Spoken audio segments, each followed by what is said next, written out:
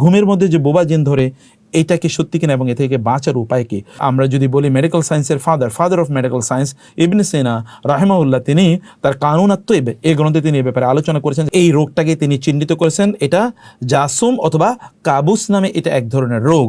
এই রোগের দুটো দিক আছে। এর একটি দিক হচ্ছে যে মানুষ সত্যিকার অর্থে তিনি তার লাইফস্টাইলের কারণে অথবা তার সমস্যার কারণে ব্যক্তি কখনো কখনো ঘুমের মধ্যে এমন একটা প্রভাব তিনি ফেল করেন। আরেকটা হচ্ছে এটা জেনের আসর। তো দুটো দৃষ্টিভঙ্গি থেকে আমরা বিষয়টা বিচার করতে চাই। প্রথমত বিচার করতে চাই যে একদল লোক তারা এই যে ঘুমের মধ্যে, ধরুন আপনি যখন ঘুমিয়ে আছেন হঠাৎ করে আপনি খুব প্রেশার ফিল করবেন, আপনি দম বন্ধ হয়ে যাচ্ছে, অথবা কোনো ভারী কোনো একটা জিনিস আপনাকে চেপে ধরছে, আপনার মনে হচ্ছে, অথবা আপনি আওয়াজ দিতে চাচ্ছেন, আপনি সাহায্য চেতে চাচ্ছেন, কিন্তু আপনি সাহায্য, আপনার মুখ থেকে কোনো শব্দ বের হচ্ছে না, আপনি শরীরকে একটু নাড়াচাড়া করাতে চাচ্ছেন, আপনি নাড়াচাড়া করতে পারছেন না। এরকম অনুভূতি কিন্তু অনেকেরই হয় এবং ঘুমের মধ্যে বোবা জিন ধরে বলে আমাদের সমাজে এটি প্রচলিত। এই যে বোবা জিন ধরার বিষয়টি কি আসলেই সত্যি, নাকি এটি এক ধরনের মানসিক বৈকল্য, বা এটাকে যেমন এখন স্লিপিং প্যারালাইসিস বলে মেডিকেল সায়েন্সের একদল লোক এটাকে বলতে চায়, বা এটাকে তারা সেই হিসেবে তারা ট্রিট করতে চায়? ব্যাপারটা কি এরকম কিনা? ইবনে সিনা রাহিমাহুল্লাহ তিনি তার কানুন আত-তয়্যিবে এই বিষয়টি লম্বা তিনি আলোচনা করেছেন এবং তিনি বলেছেন এটা দুটো দিক হতে পারে। একটা দিক হচ্ছে যে মানুষ তার লাইফস্টাইল বা তার কাজকর্মের কারণে, অথবা দিনের বেলা তিনি যেভাবে চলেছেন, অথবা তার শরীরকে তিনি যেভাবে তৈরি করেছেন, তার উপর ভিত্তি করে কিছু কিছু লোক এরকম প্রবলেমে তারা রাতে তারা মানে যেতে পারে। এবং সেক্ষেত্রে অনেকগুলো রিজন এখানে আপনার মুখ্য ভূমিকা পালন করতে পারে। যেমন ধরুন সেখানে আপনি কি খেয়েছেন, আপনি কিভাবে ঘুমিয়েছেন, আপনার হতে পারে নাকের যেখান দিয়ে আপনি নিঃশ্বাস প্রশ্বাস গ্রহণ করছেন সেখানে হয়তো বা ধরুন বাষ্প জমে যাচ্ছে, অথবা সেখানে ধরুন ওই চ্যানেলটা নিঃশ্বাস গ্রহণের বা নিঃশ্বাস ফেলার যেই চ্যানেলগুলো হয়তো বা কোনোভাবে সেখানে কনস্ট্রিক্টেড হয়ে গিয়েছে, সেখানে কোনো ময়লা জমে আছে, এমন কোনো কারণে, বা আপনি অক্সিজেন যথাযথভাবে গ্রহণ করতে পারছেন না, এরকম কোনো কারণে লোকজনের সেখানে সমস্যা তৈরি হতে পারে।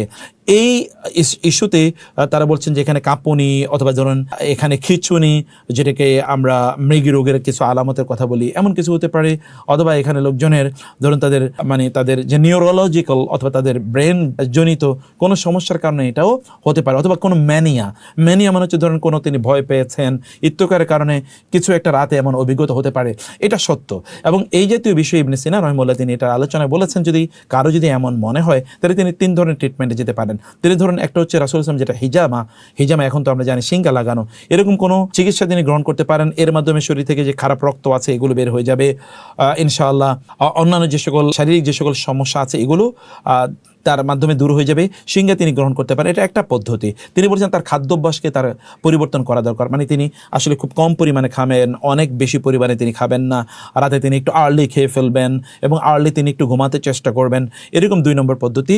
এবং 3 নম্বর তিনি বলেছেন যে যেখানে তিনি ঘুমাবেন এখানে যেন যথেষ্ট পরিমাণ অক্সিজেন যাওয়া আসা করে, এইভাবে তিনি তার ঘরটাকে সাজাবেন, এখানে যেন ময়লা আবর্জনা ইত্যাদি না থাকে, এরকম একটা বিষয় ইবনে সিনা রাহিমাহুল্লাহ তিনি আলোচনা করেছেন। অতএব আমরা বলবো যে মেডিকেল সায়েন্সে যদি এটা বলা হয় যদি কারো এটা শারীরিক ইস্যু, তাহলে তিনি এভাবে চেষ্টা করতে পারেন, প্রথম চিকিৎসাটা তিনি গ্রহণ করতে পারেন। এবং 2 নম্বর যেটা আমরা তাকে বলবো যে এরপর জিন আমাদেরকে চেপে ধরতে পারে, দম বন্ধ হয়ে যেতে পারে, আপনি অনেক চাপা কোনো কিছু আপনি অনুভব করতে পারেন, সেক্ষেত্রে আপনি দ্রুত যে কাজগুলো করবেন, মানে আগে আপনাকে প্রিকশনারি কিছু কাজ করা দরকার। প্রিকশনারি 1 নম্বর কাজ যেটি আপনি করবেন তা হলো যে আপনি পবিত্র বিছানায় পবিত্র হয়ে আপনি ঘুমাবেন, এবং ঘুমানোর আগে যে আজকারগুলো রয়েছে সেই আজকারগুলো পড়বেন, বিশেষ করে আয়াতুল কুরসি পড়বেন, সূরাতুল ফালাক, সূরাতুন নাস এবং সূরাতুল ইখলাস আপনি পড়বেন, এগুলো আগের কথা আমরা বলছি। এবং ঘুমানোর আগে আল্লাহুম্মা বিইসমিকা আমুতু ওয়া আহইয়া বিইসমিকা রাব্বি ওয়াদা'তু যামবি ওয়া বিকা আরফাউহু ফাইন আমসাকতাহা ফারহামহা ওয়া ইন আরসালতাহা ফাহফাজহা বিমা তাহফাজু বিহি ইবাদাকাস সালিহিন, এই দোয়াগুলো আপনি পড়বেন।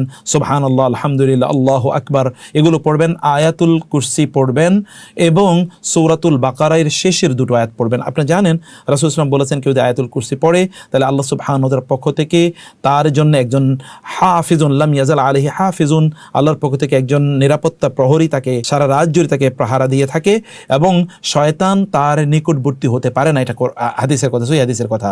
আবার সূরাতুল বাকারার শেষের 2 আয়াত পড়বেন, আমানার রাসূল বিমা উনজিলা ইলাইহি মির রাব্বিহি ওয়াল মুমিনুন, এর যদি আপনি পড়েন তাহলে রাসূল সাল্লাল্লাহু আলাইহি ওয়াসাল্লাম বলেছেন কাফাতাহু, অর্থাৎ শয়তান তাকে কোনো সমস্যা করতে পারবে না, আল্লাহ তাআলা তার জন্য যথেষ্ট হয়ে যাবেন এই 2 আয়াতের কারণে।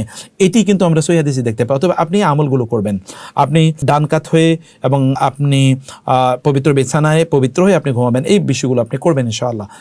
দ্বিতীয়ত হচ্ছে, যদি আপনি রাতে ঘুমের বেলা যদি টের পান যে এমন কোনো কিছু হচ্ছে, তাহলে তখন আপনি কি করবেন? তখন আপনি লা ইলাহা ইল্লাল্লাহু ওয়াহদাহু লা শারীকা লাহ, লা হাওলা ওয়ালা কুওয়াতা ইল্লা বিল্লাহ, ইন্না লিল্লাহি ওয়া ইন্না ইলাইহি রাজিউন, অথবা সুবহানাল্লাহ, আল্লাহু আকবার, আলহামদুলিল্লাহ, আল্লাহু আকবার, অথবা ধরুন কোরআন একটু পড়া শুরু করে দিলেন, সূরাতুল ফাতিহা পড়া শুরু করে দিলেন, সূরাতুল ফাতিহা তো শাফিয়া, সূরাতুল শাফিয়া, অথবা আয়াতুল কুরসি পড়া শুরু করে দিলেন, অথবা আপনি ধরুন সূরাতুল ফালাক, সূরাতুন নাস, সূরাতুল ইখলাস, কুল ইয়া আইয়ুহাল কাফিরুন, এটি আপনি পড়া শুরু করে দিলেন, অথবা আপনি যে কোনো তাসবিহ তাহলিল পড়া শুরু করেন, আপনি দরুদ পড়া শুরু করে দিলেন। এগুলো যদি আপনি পড়তে পারেন, তাহলে নিশ্চিত হন যে আপনি ইনশাআল্লাহ এই দুষ্ট জিন অর্থাৎ বা এই বোবা জিন এটা আপনার কাছ থেকে দূরে সরে যাবে ইনশাআল্লাহ। এবং আমরা জানি যে এটা পরীক্ষিত, কারণ আল্লাহ এবং আল্লাহ রাসূল এটি আমাদেরকে জানিয়ে দিয়েছেন, অতএব এতে আমরা ইনশাআল্লাহ পরিপূর্ণভাবে আমরা সুবিধা পাবো ইনশাআল্লাহ।